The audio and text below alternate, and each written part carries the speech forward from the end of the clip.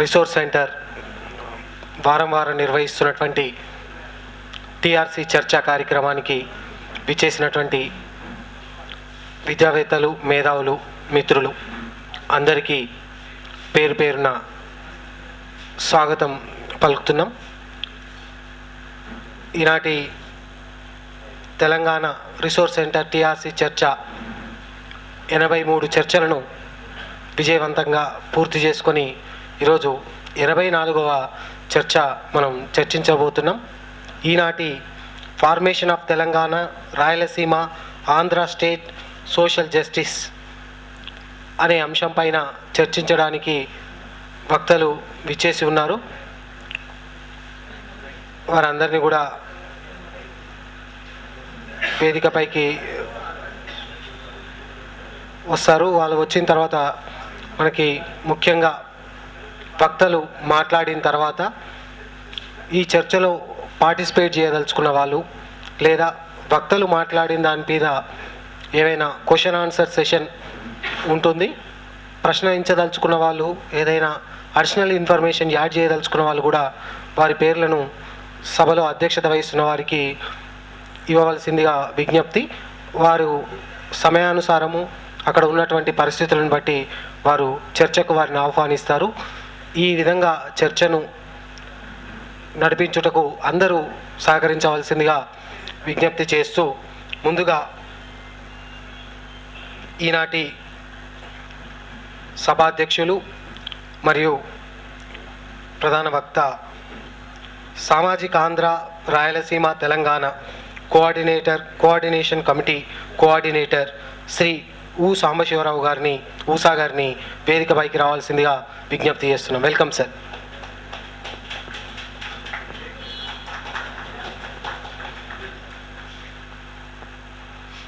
అదేవిధంగా సామాజిక తెలంగాణ మహాసభ ప్రెసిడెంట్ కొత్తగట్ల మల్లన్న వేదికపైకి రావాల్సిందిగా విజ్ఞప్తి చేస్తున్నాం. Welcome sir.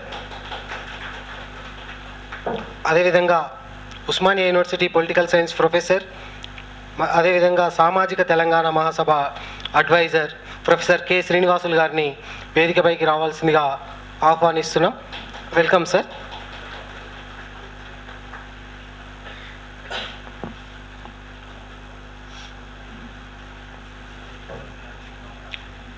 సామాజిక రాయలసీమ ప్రజా సమితి కన్వీనర్ శ్రీ సాంబశివుడు గారిని వేదికపైకి రావాల్సిందిగా విజ్ఞప్తి చేస్తున్నాం. Welcome sir.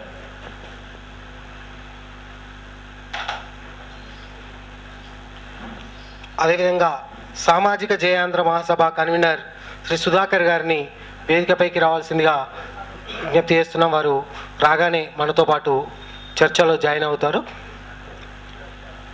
అదేవిధంగా అడ్వకేట్ శ్రీ లక్ష్మీదేవి గారిని వేదికపైకి రావాల్సిందిగా విజ్ఞప్తి చేస్తున్నాం. Welcome madam.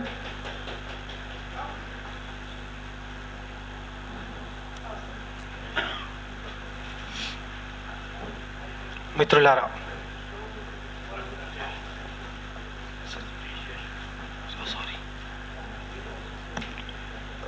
సామాజిక రాయలసీమ ప్రజా సమితి కో కన్వీనర్ టి శేష్పాణి గారిని వేదికపైకి రావాల్సిందిగా విజ్ఞప్తి చేస్తున్నాం. Welcome sir.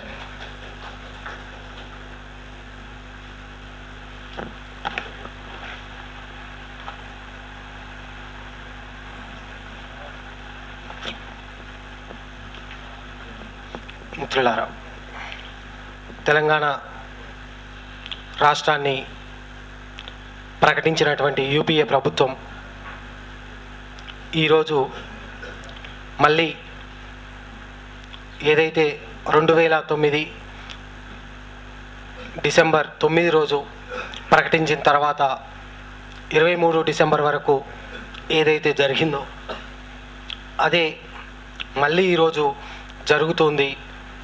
మళ్ళీ సమైక్యంగా ఈ రాష్ట్రాన్ని ఉంచాలి అనేటటువంటి ఒక ఉద్యమం నడుస్తుంది. మరి ఆ ఉద్యమాన్ని ఇక్కడైతే అదొక కృత్రిమ ఉద్యమం, నడిపిస్తున్న ఉద్యమం అని చెప్పేసి చాలామంది అనుకుంటున్నటువంటి సందర్భం. మరి నిజంగా ఈరోజు టీవీలో కానీ ఛానల్స్లో కానీ పత్రికల ద్వారా కనుక చూస్తే అక్కడ ఒక మహా ఉద్యమం నడుస్తున్నట్టుగా మీడియా ఇక్కడ చూయిస్తుంది. రాష్ట్ర వ్యాప్తంగా నేషనల్ మీడియా కూడా కొంతమేరకు చూయిస్తుంది.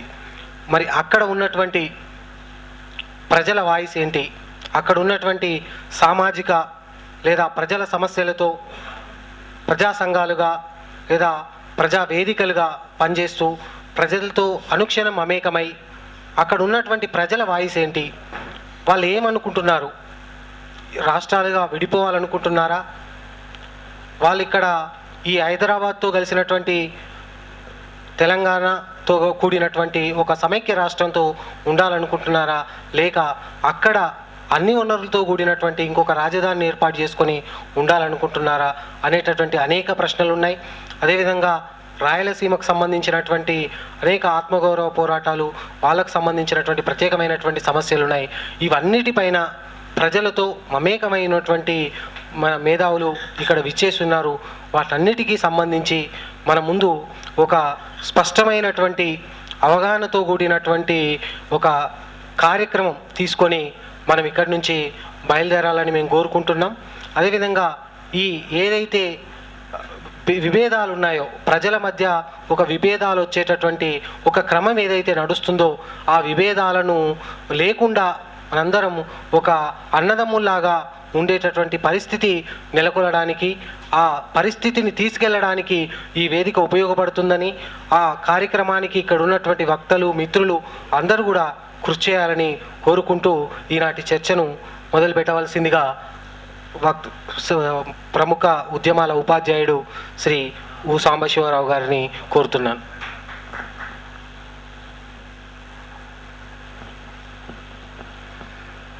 ఇప్పుడున్న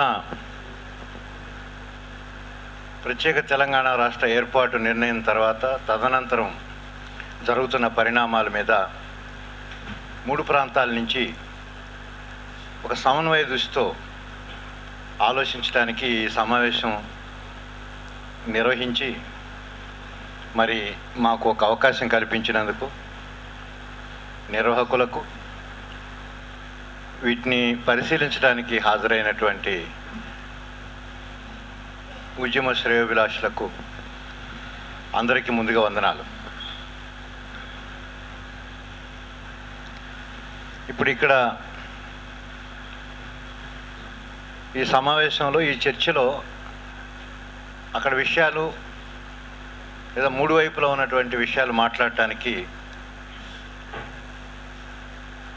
తెలంగాణ నుంచి తెలంగాణ సామాజిక తెలంగాణ మహాసభ కన్వీనర్ అధ్యక్షులు కొత్తగట్టు మల్లన్న, అట్లాగే ఈ సంస్థకు అడ్వైజరు, మరి ఒక ప్రజాస్వామిక సామాజిక సైద్ధాంతిక మేధావి ప్రొఫెసర్ కె శ్రీనివాసులు తెలంగాణని రిప్రజెంట్ చేస్తూ మొత్తంగా ఈ పరిణామాల మీద కూడా వాళ్ళు వ్యాఖ్యానించి మాట్లాడతారు. భౌగోళికంగా ఆ ప్రాంతానికి చెందిన రిఫరెన్స్ మాత్రమే. అట్లాగే రాయలసీమ నుంచి టి శేషఫణి, సాంబశివుడు వాళ్ళు జాగ్రఫికల్గా రిప్రజెంట్ చేస్తారు. అట్లాగే మిగతా విషయాల్లో కూడా సమన్వయం చేసుకుంటూ మాట్లాడతారు. ఆంధ్ర నుంచి చెముకుల సుధాకర్ సామాజిక జయాంధ్ర మహాసభ కన్వీనర్ రావాల్సి ఉండే, ఆయన ప్రయాణంలో ఇబ్బందులుండి సకాలంలో రాలేకపోయాడు, తర్వాత వచ్చి జాయిన్ కావచ్చు. ఇప్పుడు అడ్వకేట్ శ్రీదేవి గారు నెల్లూరు, నాది గుంటూరు, మేమిద్దరం ఆంధ్ర నుంచి రిప్రజెంట్ చేస్తాం. But I'm coordinating this meeting also. Congress working committee, UPA సమన్వయ కమిటీ, ఇవి రెండు కూడా భారతదేశంలో ఇప్పుడుకున్న 28 రాష్ట్రాలతో పాటు 29వ రాష్ట్రంగా, ఇంక్లూడింగ్ హైదరాబాద్, 10 జిల్లాలతో కూడిన తెలంగాణ రాష్ట్ర ఏర్పాటుకు నిర్ణయం తీసుకున్నట్లుగా జూలై 30న చేసిన ప్రకటన తదనంతరం జరుగుతున్న పరిణామాలను మీరు పరిశీలిస్తూ ఉన్నారు. అయితే చరిత్ర పునరావృతమైనట్లుగా 2009 డిసెంబర్ 9 తెలంగాణ రాష్ట్ర ఏర్పాటు ప్రక్రియ ప్రారంభిస్తున్నాం అని అనగానే దీన్ని అడ్డుకోవడానికి సీమాంధ్రలో సమైక్యవాద ఉద్యమాన్ని ప్రారంభించారు వాళ్ళు. ఇప్పుడు కూడా అది మళ్ళీ రిపీట్ అవుతున్నది. మరి అప్పుడేమో డిసెంబర్ 9 ప్రకటనని తెలంగాణకు అనుకూలంగా చేసి మళ్ళీ అదే డిసెంబర్ 23న ఆ ప్రక్రియని నిలుపుదల చేస్తూ కూడా ప్రకటన చేశారు. సమైక్యవాద ఉద్యమం నిలుపుదల అయిపోయింది. మళ్ళీ ఇప్పుడు కూడా కాంగ్రెస్ తెలంగాణ రాష్ట్ర ఏర్పాటు కోసం నిర్ణయం తీసుకుంది, కానీ తెలంగాణ వాళ్ళు పూర్తిగా నమ్మట్లేదు. ఇది మళ్ళీ వెనక్కబోతుందేమోనని. ఇక సీమాంధ్రలో వాళ్ళు వెనక్కి కొట్టగలమనే ఆలోచనతో పోయినసారి వెనక్కి రెండో ప్రకటన వచ్చింది కదా, మళ్ళీ కూడా ఇప్పుడు ఒక ప్రకటన ఇప్పించగలం అనే ఉద్దేశంతో వాళ్ళు ఆలోచిస్తున్నారు. ఇద్దరికీ స్కోప్ ఉంది. మామూలుగా ప్రాసెస్ మీకు తెలిసిందే.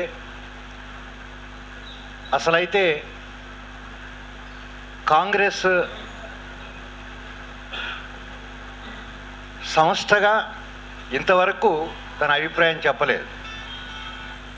బీజేపీ మేము 100 రోజులు ఇస్తామని చెప్తున్నారు, కానీ వాళ్ళు కూడా లిఖితపూర్వకంగా అభిప్రాయం చెప్పలేదు. ఇచ్చే అవకాశం కేంద్ర ప్రభుత్వంలో ఉన్న వాళ్ళు ఇద్దరు దొంగలే. మిగతా వాళ్ళందరి దగ్గర అభిప్రాయాలు తీసుకున్నారు, వీళ్ళు మాత్రం అభిప్రాయాలు చెప్పలే. ఒకవేళ రాష్ట్రం ఇవ్వాల్సి వస్తే ప్రాసెస్ ఎట్లా ఉంటుందో మీకు తెలియంది కాదు. అధికారంలో ఉన్న కాంగ్రెస్ ప్రభుత్వం ముందు కాంగ్రెస్ పార్టీ పరంగా ఒక నిర్ణయం తీసుకోవాలి.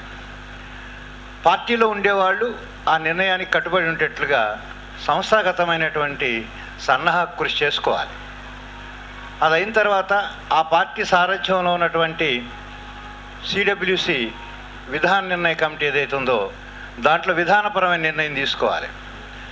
అది అయిన తర్వాత అసలు క్యాబినెట్కి వెళ్ళాలి. యూపీఏ గవర్నమెంట్ యొక్క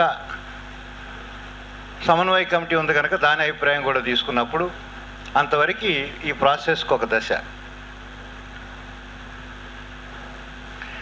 అయితే ఇప్పటికీ క్యాబినెట్ నిర్ణయం తీసుకోలేదు. యూపీఏ అభిప్రాయం తీసుకున్నారు. బీజేపీ తాలూకు సుష్మా స్వరాజ్ అభిప్రాయం కూడా మేము ఇవ్వబోతున్నాం, మీరు అడ్డుపడతారా తోడ్పడతారా అని కూడా అడగటం జరిగింది. కానీ క్యాబినెట్ నిర్ణయం మాత్రం తీసుకోలేదు. క్యాబినెట్ నిర్ణయం తీసుకున్న తర్వాత రాష్ట్రపతికి పంపించడం, ఆంధ్రప్రదేశ్ అసెంబ్లీకి అవసరమైతే పంపించడం, తదనంతరం మళ్ళీ రాష్ట్రపతి దగ్గరికి వెళ్ళి అది లా మినిస్ట్రీ దగ్గరికి, హోమ్ మినిస్ట్రీ దగ్గరికి వెళ్ళి ఆ తర్వాత బిల్లు రూపంలో పార్లమెంట్లోకి రావాలి. ఇది నేను మీకు తెలియదని చెప్తలేను, కానీ ఎక్కడ ఆగింది ఇది? క్యాబినెట్ నిర్ణయం తీసుకోకుండా ఆగింది. క్యాబినెట్ నిర్ణయం తీసుకునేదాకా తెలంగాణ రాష్ట్ర ఏర్పాటు కోసం తీసుకున్న నిర్ణయం ఆచరణ రూపం దాల్చదు. కనుక సీమాంధ్ర వాళ్ళు ఏమనుకుంటున్నారు, క్యాబినెట్ నిర్ణయాన్ని తీసుకోనికుండా ఆపాం కనుక మరో ప్రకటన కూడా తిప్పిస్తామని వాళ్ళు అనుకోవచ్చు.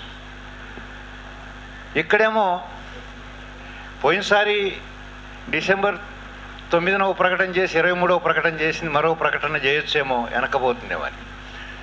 కనుక దీని అంతటిని ఒక్క వాక్యంలో మాట్లాడుకుంటే తెలంగాణ రాష్ట్ర ఏర్పాటు నిర్ణయం ముందుకు పోవట్లేదు, వెనక్కి పోవట్లేదు. స్టకప్ అయింది అక్కడ. వెనక్కి కూడా పోవట్లేదు. ఈ ముందుకి వెనక్కి పోకపోవటాన్ని మనం ప్రతిష్టంభన అని అనుకుంటే, ఈ ప్రతిష్టంభనకి కారణం ఎవరు, కారణాలు ఏంటి అనేది ఇమ్మీడియట్ పాయింట్. ఈ ప్రతిష్టంభనకి సీమాంధ్రలో ఉన్న రాజకీయ పార్టీలు ఇంక్లూడింగ్ కాంగ్రెస్ అన్ని పార్టీలు అప్పుడు సరేనని ఇప్పుడు కాదంటూ అడ్డం తిరిగినాయి, మునుపట్లాగానే. ఒక రకంగా చంద్రబాబు 2 కళ్ళ సిద్ధాంతం ఇక్కడ దీనికి సరే అంటున్నారు, అక్కడేమో కాదంటున్నారు కాంగ్రెస్ పార్టీలో ఉండే శ్రేణులతో సహా. ఈ ద్వంద్వ వైఖరి పార్టీలు తీసుకున్నందువల్ల వాళ్ళని కాదని ముందుకు వెళ్ళటం సాధ్యం కాక ఈ ప్రతిష్టంభన ఏర్పడుతున్నది. ఒక కారణం పార్టీల ద్వంద్వ వైఖరి.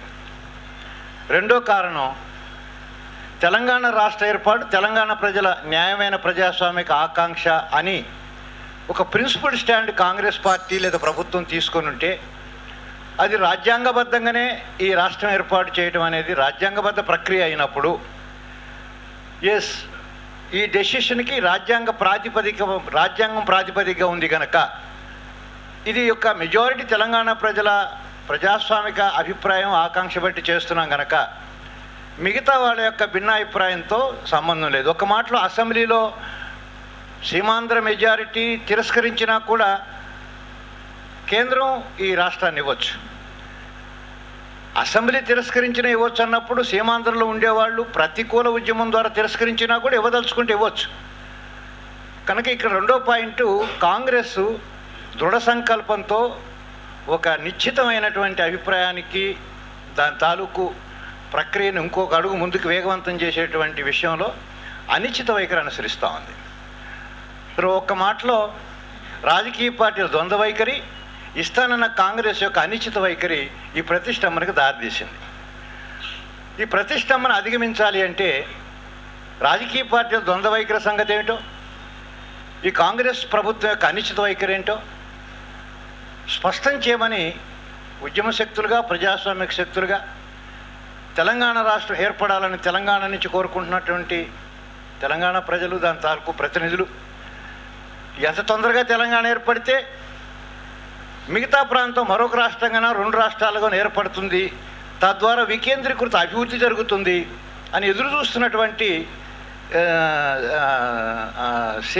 రాయలసీమ ఆంధ్రలో ఉండే సామాజిక శక్తులు ఈ ఎదురు చూస్తున్నటువంటి పరిణామం కూడా ఒకటి ఉంది.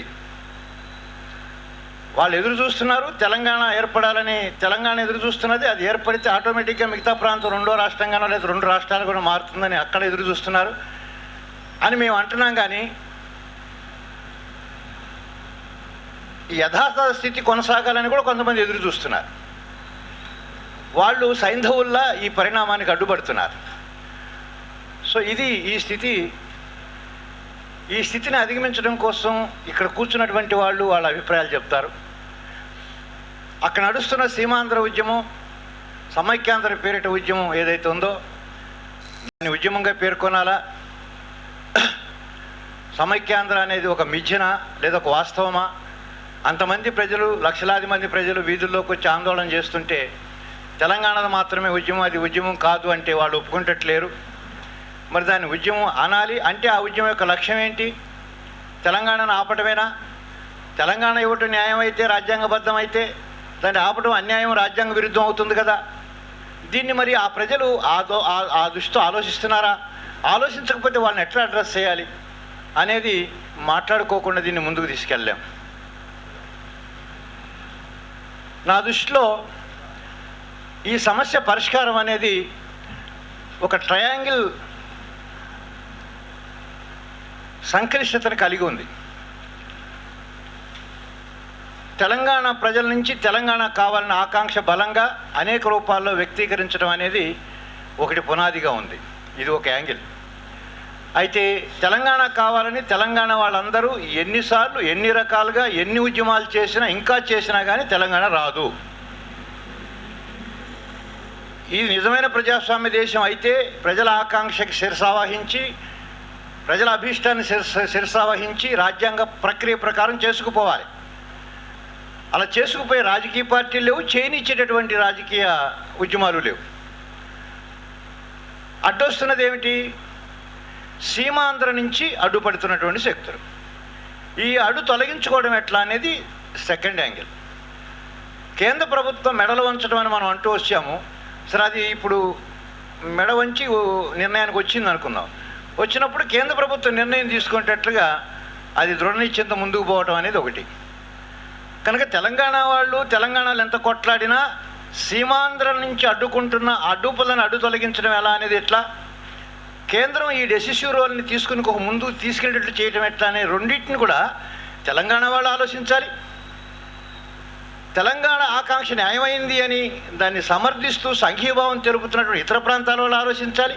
తద్వారా తమ ప్రాంతాలకు వచ్చే అభివృద్ధికి ఈ పరిణామాన్ని వేగవంతం చేసుకోవడంలో ఒక రకంగా మూడు ప్రాంతాల్లో ఉండే సామాన్య ప్రజలు, ప్రజాస్వామికవాదులు సమన్వయంతో ఆలోచించాల్సిన సమయం ఇది. కరెక్ట్గా ఈ సమన్వయం ఎట్లా జరగాలి అనే విషయంలో మేమేం ఆలోచిస్తున్నాము, మీరు కూడా ఏం ఆలోచిస్తున్నారు, ఇంటరాక్షన్ ఎట్లా, దీన్ని తిరిగి సామాన్య ప్రజలకి ఏ మార్గాల ద్వారా తీసుకెళ్ళి చెప్పాలి అనే విషయాల్ని మేము ఈ సందర్భంగా మీతో షేర్ చేసుకోవడానికి ఈ సమావేశం జరుగుతున్నది. అలాంటి ఈ సమావేశం నిర్వహించిన మరి చర్చా వేదికకి మరొకసారి అభినందనలు తెలియజేస్తూ దీన్ని ప్రారంభిద్దాం. ఇక్కడ వివిధ ప్రాంతాలను రిప్రజెంట్ చేసేవాళ్ళుగా ఉండొచ్చు, కానీ నేను చెప్పిన ఈ సిచ్యువేషన్ని ఓవర్కమ్ కావటం విషయంలో వాళ్ళు ఆ ప్రాంతాన్ని రిప్రజెంట్ చేస్తూ ఓవరాల్గా మొత్తం పరిస్థితిని రిప్రజెంట్ చేసి కూడా మాట్లాడతారు. ఈ సందర్భంగా మిగతా వాళ్ళు మాట్లాడటానికి కానీ లేదా ఇక్కడ కూర్చున్నటువంటి వాళ్ళు పరిగణలో తీసుకోవడానికి కానీ కొన్ని చర్చకి రావాల్సినటువంటి ముఖ్యమైన విషయాలు, చర్చకి రావాల్సిన ముఖ్యమైన విషయాలు, మరి ఒక ప్రజాస్వామ్యవాదులుగా వీటిని దృష్టిలోకి తీసుకోవాల్సిన విషయాలు రెండు వీటిని కొంచెం ప్రస్తావించి నేను దీన్ని కండక్ట్ చేస్తాను. ఒకటేంటంటే ఇటీవల 2-3 సమావేశాలు జరిగినాయి. ఒక వారం 10 రోజుల లోపట లేదా ఒక నెల రోజుల లోపట ఒక 3 సమావేశాలు నేను అటెండ్ అయ్యాను. ఒకటి నంద్యాలలో ఒక సమావేశం జరిగింది, అది రాయలసీమ పరిధిలో జరిగింది. 4 రాయలసీమ జిల్లాల నుంచి దాదాపు ప్రతినిధులు, ప్రజా సంఘాలు, ప్రజాస్వామిక సంఘాలు, మానవ హక్కుల సంఘాలు, పౌర హక్కుల సంఘాలు, ఎస్సీ ఎస్టీ బీసీ సంఘాలు, మరి ఐడెంటిటీ సంఘాలు, మహిళా సంఘాలు, అట్లాగే రాయలసీమ ప్రాంతీయ సంఘాలు కూడా వచ్చినాయి. వచ్చిన చోట సమైక్య ఆంధ్రవాదం వల్ల ఈ 50 ఏళ్ళకు పైగా రాయలసీమ వెనకబడుతనాన్ని, కరువుని, కష్టాల్ని కడితీర్చలేనప్పుడు ఇంకొక 60 ఏళ్ళు సమైక్యవాదం కొనసాగితే మాత్రం రాయలసీమ సమస్యలు పరిష్కారం అవుతాయా అనే ప్రశ్న ముందు పెట్టుకొని చర్చించారు వాళ్ళు. అది ఎక్కడికి వెళ్తుంది? సమైక్యవాదపు ఈ మిథ్యాపూర్వకమైనటువంటి ఈ రాజకీయ ఎత్తుగడలతో కూడుకున్నటువంటి తెలంగాణని అడ్డుకునే, ఆటంకపరిచే స్వభావం కలిగినటువంటి దీంట్లో పాల్గొనాలా వద్దా? పాల్గొనొద్దు, తెలంగాణ రాష్ట్రాన్ని ఏర్పడిద్దాం. ఆ రకంగా సమైక్యవాదాన్ని బలపరచొద్దు. రెండోది, రాయలసీమ రాయల్ తెలంగాణగా తెలంగాణతో కలవాలా? అందులో కూడా రాయలసీమలో ఉండే కర్నూలు, అనంతపురాన్ని తెలంగాణతో కలిపి, చిత్తూరు, కడప ఈ 2 జిల్లాల్ని కోస్తాతో కలిపితే ఆ ప్రయత్నం ఒకటి జరుగుతున్నది. దీన్ని స్వాగతించాలా, వ్యతిరేకించాలా? ఉన్న ఆ 4 జిల్లాలని 2 జిల్లాలు తెలంగాణకి తోకగా, 2 జిల్లాలు కోస్తాకు తోకగా కలిపితే 2 చోట్ల వాళ్ళ దయాదాక్షిణ్యం మీద బతకాల్సి వస్తున్నది. ఒక్కసారి తెలంగాణ నుంచి విడిపోతే కోస్తా ఆంధ్రులతో కలిసి ఉండటం మాకు ఇష్టం లేదు. అసలు గతంలో ఏర్పడిన ఆంధ్ర రాష్ట్రం సందర్భంలో కూడా మద్రాసు రాజధానిగా, అది తమిళుల రాజధాని అయినా మేము కూడా ఆ రాజధాని లింకుతోనే ఉంటాం, మాకు రాయలసీమ రాష్ట్రం కావాలని అడిగాం.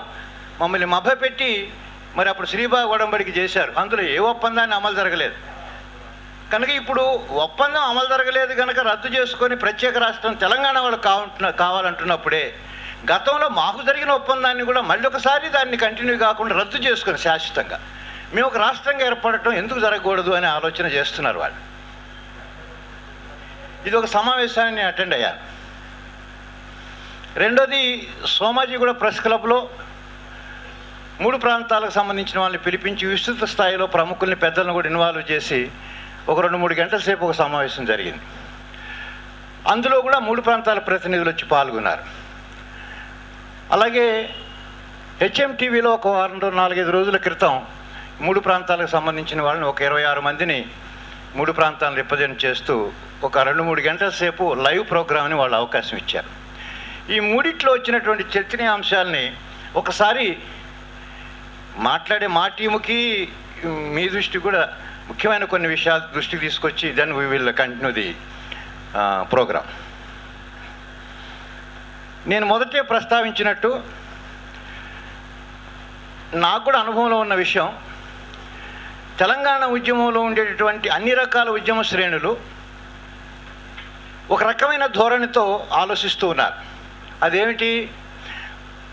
మునుపు కలుపుకున్న మా తెలంగాణ మాకు ఇచ్చేయండి, మిగతా ప్రాంతం ఎట్లా చేస్తే మాకేమి, మీరు 2 చేసుకుంటారా, 22 చేసుకుంటారా, దునియా చేసుకోండి, మాకు అనవసరం, ఇట్లా మాట్లాడుతుంటారు. ఇందులో నేను అంటున్నాను, సీమాంధ్ర ప్రాంతంతో విడగొట్టేటప్పుడు తెలంగాణను